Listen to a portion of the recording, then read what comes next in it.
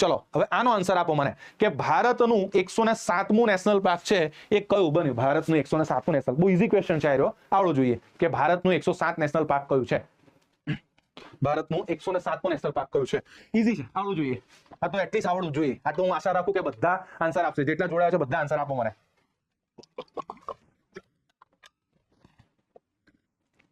Yes, ચલો.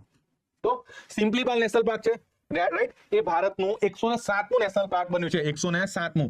અને આપણા પ્રીવિયસ જે લેક્ચર છે એમાં આપણે 107 નેશનલ પાર્ક છે મહત્વના, એ આપણે ટ્રિક સાથે કરાવી દીધેલા છે, રાઈટ. તેમાં આપણે આની પણ વાત કરી હતી. તો અને ઓડિશામાં બીજું જોવા મળતું ભીતરકણિકા નેશનલ પાર્ક. તો આ બંને જે નેશનલ પાર્ક છે એ ક્યાં આવેલા છે? બંને ઓડિશામાં આવેલા છે. તો એ વસ્તુ યાદ રાખજો ખાસ.